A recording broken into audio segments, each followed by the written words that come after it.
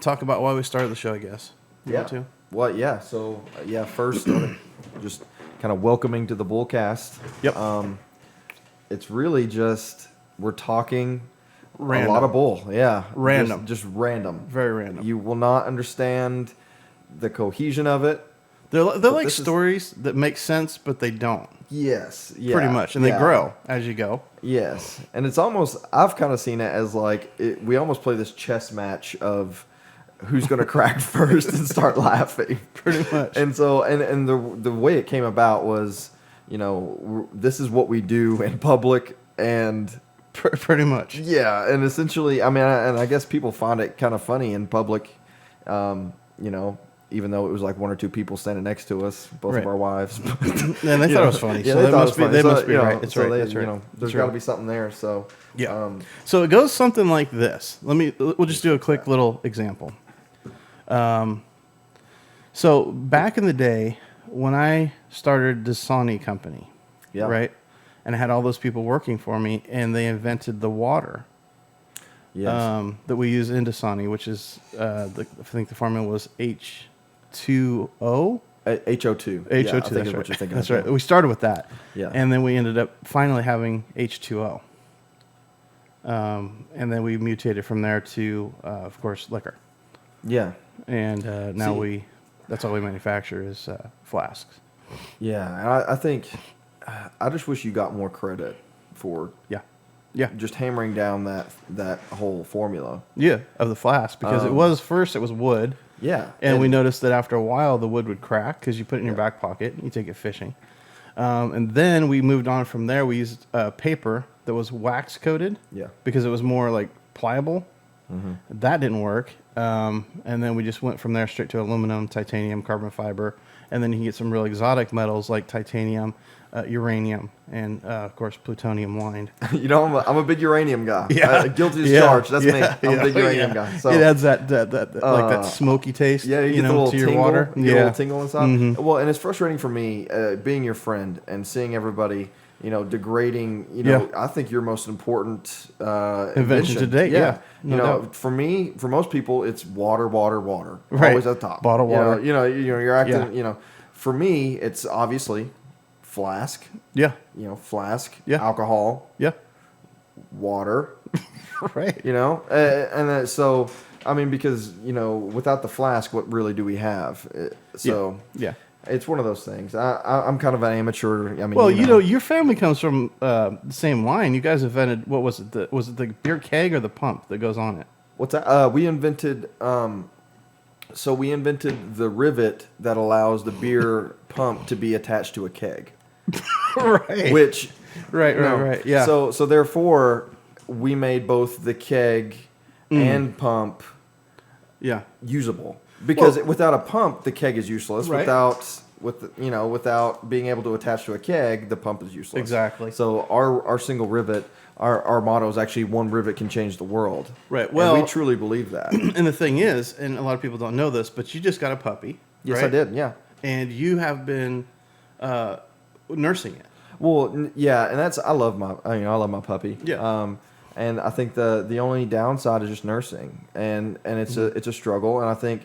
Now, do you take supplements to keep your vitamin level up for that? Or? No, I'm just, the doctor says, I'm just a healthy young man producing milk for my puppy. Yep. So, now, do you use the keg pump to store it? No, it's all natural. So we just do, I'll either, so if we're out in public and, the puppy's, out in the car, or we don't leave him in the car. If he's out, just random, yeah. And I'm lactating, I'll just put it in my wife's mouth. She keeps it warm in her mouth until we can get it to the puppy. Spits it in the puppy's mouth. Yes, which is natural. Yeah. And then if it's like in the middle of the night, I'll just, if it's in the middle of the night, I'll just keep it in my own mouth. And then, you just... And I like it. It's bonding. So. Now, you guys still making the cheese out of your teat milk? Yeah. So we've done a Mumster. What's a Mumster? It's like Munster cheese, but it's it's Mumster. Right. So it's like it's made. We call it mum because it's most of our production is from mother's breast milk. Oh yeah, yeah. So it's Mumster cheese. I've had that. Does that make before. sense? Yeah, yeah. Does that make sense? Yeah. So we also have a Parm Momjan, which is just exquisite. And what is it? The bloomy cheese. Yes. Is that what it is? Yeah, and really the breast milk adds a flavor note that is just exquisite. Is it a sharp cheese or no?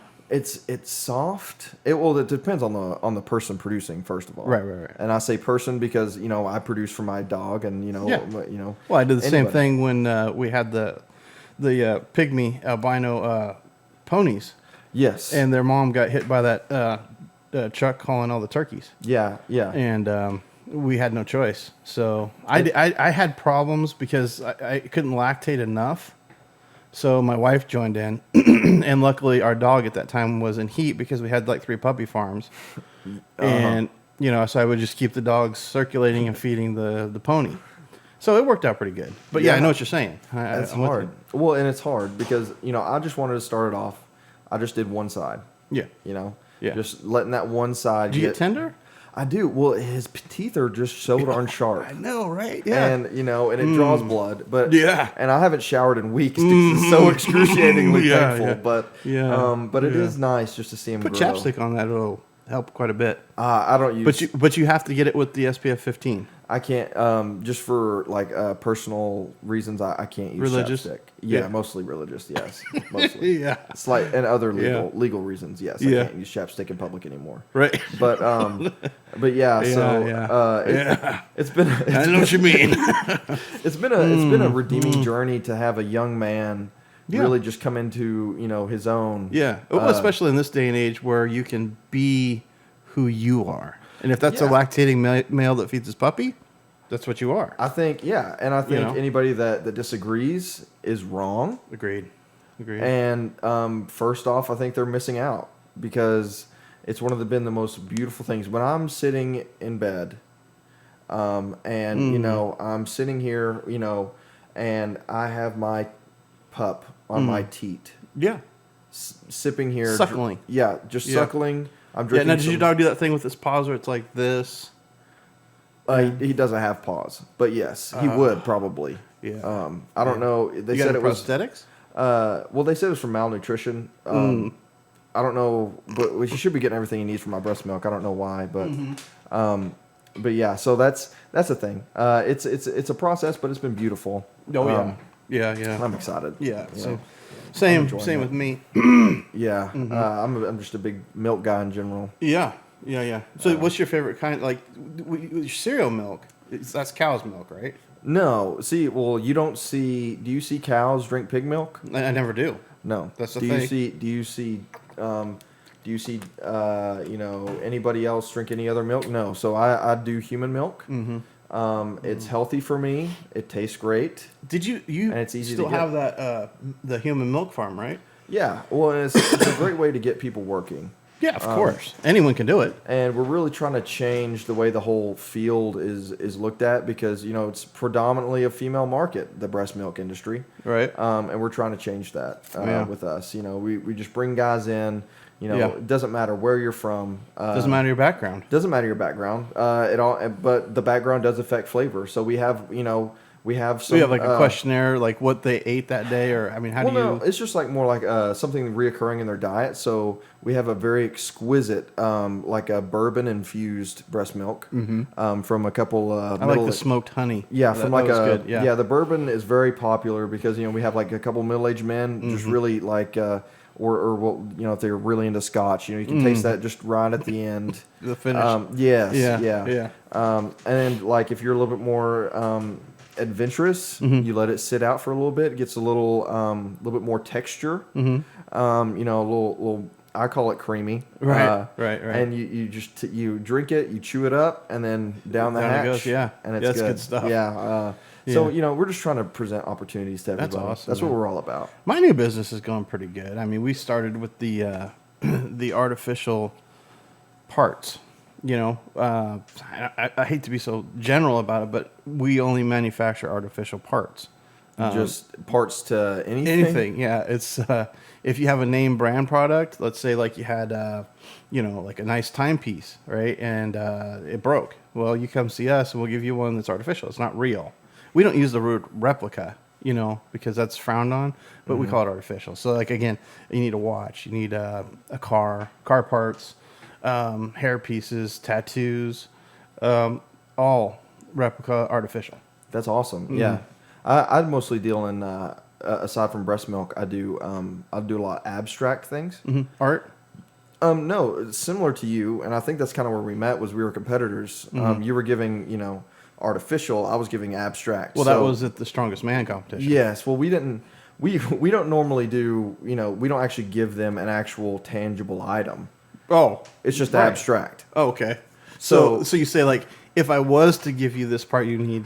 Your life would be so much better. Right. Yeah. Right. And think of how good your life could be. So I was wondering about that because when we were at the Strongest Man competition, you weren't really lifting anything. No, but you won. And I think it was mostly weird. It was a lot of willpower. And I think I was the only person there for the right reasons. Right. I wasn't there to lift heavy things off the ground. I was there to lift myself up. Right. And I think that's really what they saw. And that sometimes you as a person can be the heaviest thing in the world. True. Yeah. And listen, man, you know me. I'm probably more touchy feely than anybody. You are, which is why I came up with the man cuddle. Yes. Yeah. That's a product that's getting ready to launch in 2046. I think it is. Yeah. That's 48. Yeah. Yeah. Because it's still in a little bit of R&D. Yes. But when that comes out, it's just like a full body Snuggie that batteries. I can't go into detail on how it works, but now is that R&D or D&D? Oh, it's R&D, but I'll just tell you. Okay. What we're trying to do is reproduce a livable. By livable, I mean something you can get into, but basically a womb.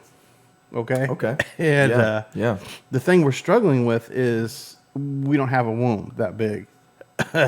And it's hard to. Yeah, and we started with we started trying with horse wombs, cow wombs, elephant wombs, and then we had some pretty good progress with the elephant womb. But the problem was they're endangered. Who would have known, right? Yeah. So we couldn't do that anymore. So now we're trying to do a synthetic one that we make out of it's a hybrid. It's part pig DNA, part crocodile DNA, and then one part couch. And we mix that all together, and it doesn't work. It doesn't work. Not yet. Not yet. 2048. We should be there. Yeah. That's good. It's hard. That whole process of putting things together can be hard. It is. I've been working on something recently. It's like a water bottle. Yeah. Except for you have your plastic water bottle. Yeah. But most people throw these away. Mm-hmm. It's a water bottle that you don't throw away. Hey, that's a good one. You can refill it. Mm-hmm. And I'm thinking you could even have like a top that you could screw on, and you squeeze the bottom of the bottle, right, and it can shoot into your mouth. That's pretty cool. So if you're working out, hello hydration, I've missed you. That is good. And I'm thinking, and I'm throwing this out on you right away. I'm sorry. Yeah, you're good. Dasani goes into the bottle. We can partner with them. That's something we could talk about off camera, but yeah. And being the owner of Dasani, I wouldn't have a problem with that. Yes. Well, and we can even work some lids in on flasks. I think. Yeah. Well, we've been working on the Dasani flask for a long time. Yeah. But the problem we have with that is just the brand. Mm-hmm. People don't they don't mix them together real well. It's kind of hard. See, and that's once again, it's just everybody prioritizes water entirely too much. See, we made the Dasani ashtray, and that was a huge success. Yeah, especially overseas. Yes, because they put it on the grocery stores, the doctors' offices, and all that kind of thing. But over here in the United States, they frown on it. So that's why we're talking about doing the Dasani flask. Yeah, Yeah, because that's okay here. So now, tell me, kind of where did you get the idea to kind of get into this whole idea of creating something called? And I know this is not your passion compared to your other products, but water. How did you come up with trying to do that? It was weird because I would, as you can see, I'm a big fitness guy, right? Yeah. And yes. I'm constantly running, lifting, jogging. I've done over 17 strongman competitions. I've done several 700Ks, 500Ks, and then 2Ks. I've done it all. Okay, let's put it that way. But I noticed when I was done with that, I had this. Have you done any of those KKKs? I have not done those. Okay. No, because I don't have the 3Ks? You haven't done the 3K? No, I haven't run a 3K yet. Okay. Sorry, you go ahead. Yeah. No, you go ahead. I was just saying. No, I haven't. But here's the thing. After I was done with that, I had this weird feeling. I don't know. I can't explain it to you, but I just felt kind of like dry inside. You know what I'm saying? And I don't know about you, but my whole body gets like wet. You know, when I exercise. So then I thought, well, what the hell is this? And then, as luck would have it, I was in my my scientific office that I don't like to talk about, but I came up with the HOO2C, which was like water, but not. I drank it and I felt a lot better. So that's kind of how I discovered it, was that I needed something in my system, and that kind of fit the bill. I don't know if that's right, but it makes me feel better. Well, and I think that's the best. You know, you need to build for yourself first. Right. That's what I do. Yeah, and I think that's the key to being a good person too, is just looking out for yourself first. Always. Before others. Yeah, you have to put yourself before others. Yeah. Otherwise, you don't truly enjoy your life. Yes. You know, it's like my family. I love them to pieces, but I come first. Yeah. You know what I mean? It's just, you know, and sometimes it's hard. Like, you know, my wife, and I think we talked about this before, but public humiliation is this real strong thing for us. Yeah. And I think and for a family, if you have public humiliation, it brings everyone together, positive and negative. Initially, it's negative, but then once they realize all their friends and family are gone because they don't want to be around that stuff, then the family unit's real tight because you got nowhere else to go. Yeah, exactly. And I think, you know, separating people from their loved ones, from their friends is so powerful. And it's a beautiful thing because it brings you together. You ever watch Cops? I watch that all the time. And what people don't realize is, like, why would you be with someone like that? It's because of that family dynamic we just talked about. It's the separation of anything else. Yep. And you just have that one person or thing. Like, I've seen several people that are just really attached to things. Yeah. You know, and I understand. Yeah, you know. Yeah, especially on Cops, you know. It's just a happy... Now, you still a cop or you're not a cop anymore? No, I was. Now I'm mostly into martial arts consultation with the police force. Right. So we do, you know, a lot of alternative force. So we're less lethal? Yeah. So essentially, you know, it's a karate chop to their emotions. Right. Which could be almost as funny. crippling. I got pulled over the other day. I don't know why. I had just some contraband. I guess I didn't close my trunk all the way, but they pulled me over. And I got out and the cop's like, hey, step back, step back. And I turned around, I put my hands up. I'm like, hey, you're not pretty. You're ugly. Yes. You know? And then I did that motion with my hands like this. Yeah. And he stopped. He said, you know what? Just go on. Just go on. Yeah, and that's what we're trying to eliminate because people are really hitting that and taking advantage of our officers. So we're my job is to go and make these guys just able to completely emotionally, you know, just numb, and they just go and just completely just emotionally, you know, like a Terminator. Yeah. But they're able to pick out people's flaws quickly. Yeah, sometimes the best bullet is a good insult. I agree. Yeah, words. Yeah. You know, sticks and stones. They break your bones. They break your bones, and you heal eventually. But words you remember for a long time. Yeah. And so that's what we're kind of, you know, it's, you know, you don't see anybody, you know. So we're just trying to get people's feelings. I think I've seen a couple of cops. Like I saw some guy doing a felony stop. The cop pulled this guy over. He said, get out of the car, back up towards me. And then he kept saying stuff like, your pants are dirty, your pants, you know, or he'd say, hey, your hair is a mess, it's greasy, you know? Yeah. And I noticed that the guy was kind of like calming down. Well, one of my favorites that we like to do is when we see somebody wearing blue on black, just ripping into them for that. I understand. Well, first it's, you know, people don't realize that it's you know, for fashion, it's just a crime anyways. And we're looking at getting that, you know, on the books as, you know, first felony. Felony charge for navy on black. But, you know, really, we're just not letting them live it down. Sure. And so, you know, if they do get prosecuted for it, you know, maybe they have to get stuck in a jumpsuit that's blue on black. And they live like that. And then so they see... They become the blue and black. Yeah. And then eventually when they get out, guess what they're not going to be wearing? Blue on black. Exactly. And so that's the kind of stuff that we're looking at. Yeah. You know? Now, are you still a city court judge, or have you moved up to the federal level? No, I was never actually an official judge. I just am a very judgy person. Yeah, so and then people get that confused. Because you were in Hollywood for a while doing. I was, yeah, doing some kind of judging. It was, it was a little show called American, not Idol, Superstar. It was American Superstar, because it was the lead up to American Idol, and then Simon Cowell steps in with his koala-looking face, and him and Paula Abdul. Yeah, and they just steal the thunder. But anyways, I was the judge. I was. You came up with the golden button. Yes, and I came up with the whole idea, which I think is stupid, because I thought your idea of filling, instead of the gold confetti, just spaghetti that was wet coming down, was brilliant. Well, I actually invented the concept of Hollywood. Yeah, I remember that. A magical place you send people that want to the next round of a singing competition. Right.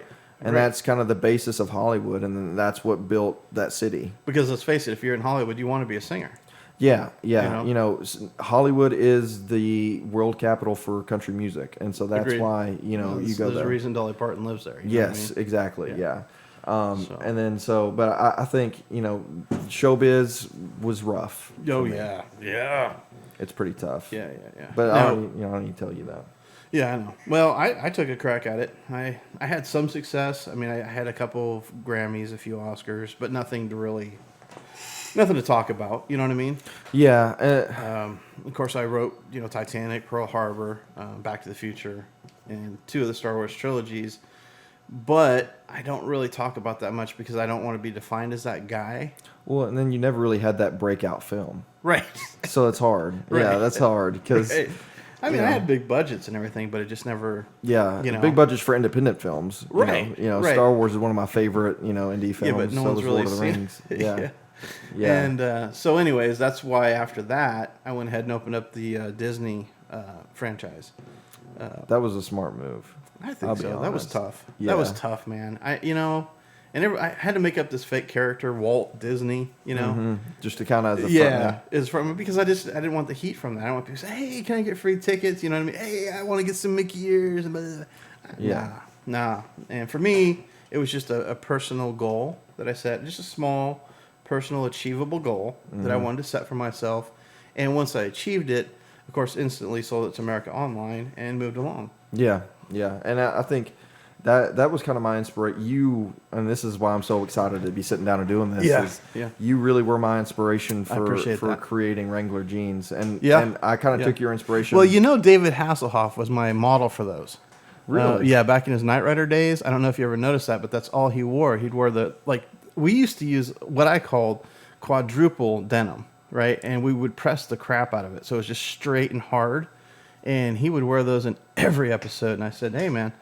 Can we use your likeness?" Yeah. Not you, just your likeness to advertise. And he's like, "Yeah, that's fine."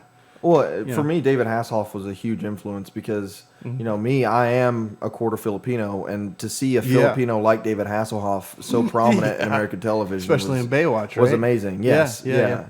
You don't see that many Filipinos, and so I think seeing David Hasselhoff on television like that was fantastic. Special. Yeah. But yeah, I think it's one of those things. I was always a big fan of just really well built just pants. Yeah. And so I would just find myself just wearing pants all day. Yeah. Well, I was when I was at the Berlin Wall when they were tearing it down. What we did is we made a big fence out of pants, mostly Wranglers. Yes. And that way the rocks wouldn't fall and crush the people watching.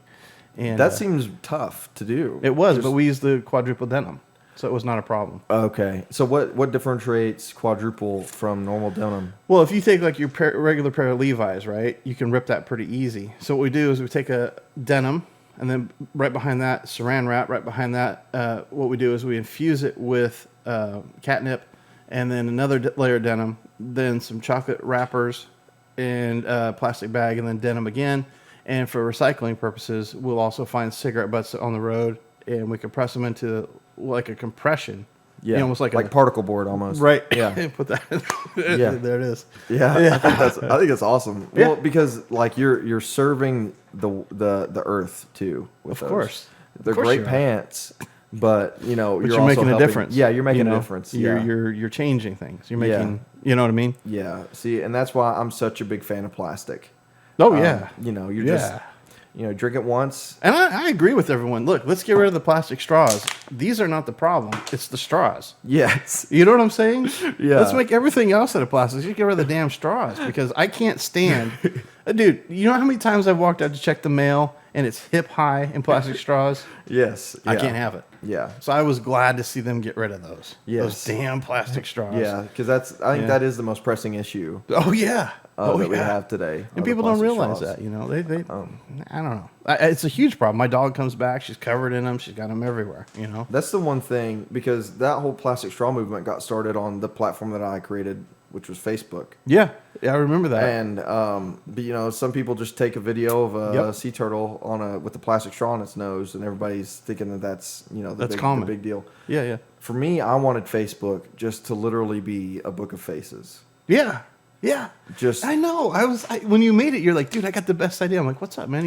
You're like, dude, I just want a website with faces. Yeah, remember? You could just look at people's faces. I'm like, dude, that's an awesome idea. And then everybody gets involved. I wish I would have done the Walt Disney thing with you. I just created a cyborg too late, I might add, called Mark Zuckerberg. That kind of is my proxy, but I just wanted it to be like you can just look at people's faces. Yeah. But it spiraled out of control, and then one post on that platform, and that's it. Goodbye plastic straws. Goodbye. They're gone. So so that's tough. But and you're doing a good job. I've noticed you getting rid of a lot of things that people like. Yeah, just to see if you can. I'm just really trying to censor everything all the time. Yeah. Because I think really that's the most important thing for democracy is just censorship. I agree. You can't have democracy without censorship. I agree with that, but I also feel like if you want to make people think a certain thing, whether it's true or not, it doesn't matter. Just keep saying it. Yeah, just keep you know what I mean. Just keep saying it. Yeah, and eventually will become real. Yeah, and you speak into existence in that sense. Yeah. I mean, how do you think I got both my cars? Yeah, you know what I mean.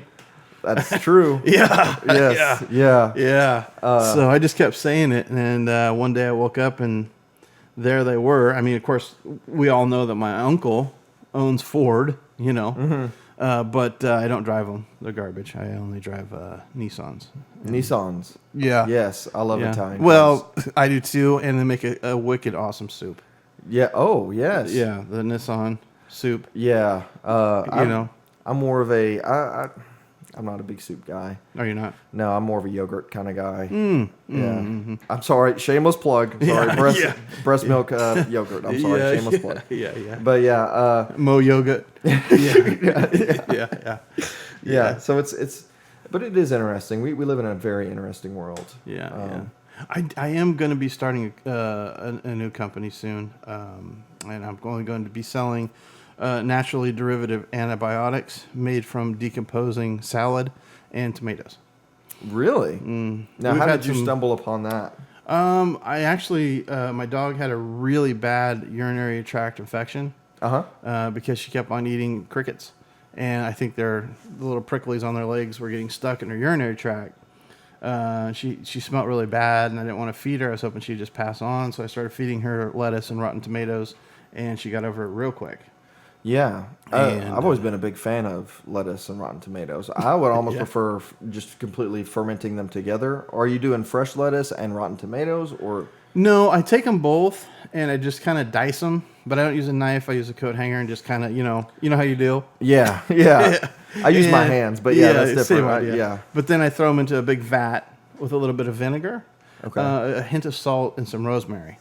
And I'll let that sit for 6-7 years, and after that, when I pull it out, it's ready. It's nice. It's a quick turnaround. Oh yeah, It's just really simple. Yeah, I mean, obviously it took 6 years to get the company started, but now we have a constant supply. You know what I'm saying? 6 years down the road. Right. So every 6 years you should have a product. Right. Yeah, it's about turning a profit. Well, and I think that's perfect. Yeah. You know, I mean, it's pretty quick. If you think about it, I mean, because for me, I'm barely, I guess, a lot of the best things in the world you have to wait for.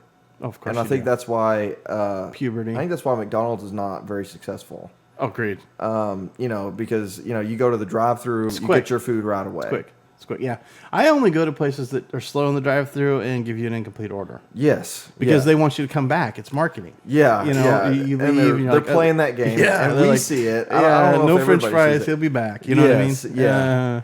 So you're a repeat customer automatically. Yeah. Well, and I like places that like encourage dialogue. So maybe they spit in your food. Yeah. Yeah. They just want to talk to you. Yeah. I'm coming up. I'm like, hey, right. You spit in my food. Right. Like, and then, but it's really just all about encouraging dialogue. And I think a lot of places can learn from that. Yeah. That's why, you know, I'm personally a big fan of just gas station delis in general. Yeah. You know. Yeah, I'm a big fan of the gas station delis. Anything refried. Yes. Anything that's cooked over an open fire with cedar and oak. Mm-hmm. You know, big fan of it. Well, for me, I don't know about cedar and oak because I try to get my food as far away from nature as possible. Oh, I do the same thing. So I think that's how the human body was really meant to be. You know, sustained. Yeah. You know, if you can triple fry something, I think that's better than maybe just, you know, catching a fish right out of the ocean and eating it right then and there. Yeah. Yeah, that's true. Because you have 3 separate times you can kill those germs. Right. If you steam salmon, germs are still there. So right. And it's just a boring texture. Right. I'm a big texture guy too. So. Dude, we're at 30 minutes already. God. So we wrap it up, right? How do we wrap it up? Oh, I don't know. Yeah. Are we just like, that concludes another episode, or thank you for hanging out? Yeah, we could. I think we should just tell people, hey, you know, we hope that made you smile for a minute, right? Yeah. I hope you enjoyed it. It's weird. Thank you for hearing us babble on for 30 minutes. Yeah, it's different. And if nothing else, hopefully it entertains you. Yes. And we'll do another one and put it up. I agree. Yeah. Yeah. Every time we do it, it'll be up. Every Sunday. We'll try to shoot for every Sunday. Every Sunday. So. All right. So do we just be like, all right, thanks for watching. Yep. Make sure to hit the subscribe button because that's awesome. Mm-hmm. And tell your friends about it. I mean, hey, if you got nothing better to do, we're here for you. We are here for you. That's right. I'm here. I'm here for you. We didn't invent YouTube for nothing. No, yeah, that's right. Facebook is my child, but so is YouTube, and but that was kind of a joint venture. But you know, stop on by. We're going to be doing this. We're just rambling on, but that's what we're here for. But we're going to mix it up. We are going to mix it up. Have some prank calls. Prank calls. Whatever. Mm-hmm. You know, leave some comments. If they're not positive, that's okay. We can just move along. If you have any cool inventions, I would like to see those down there. Yeah. We're, as you could tell, we're pretty avid inventors. Yeah. Very successful. Inventors, if you will. Yeah. So yeah. All right. All right. See you guys next time. See you guys.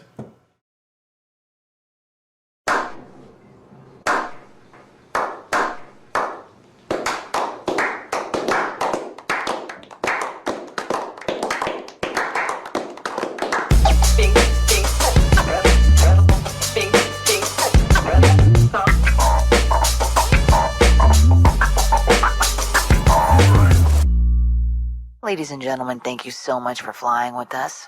On our final approach, please make sure your seat backs and trays are in their upright and lock positions.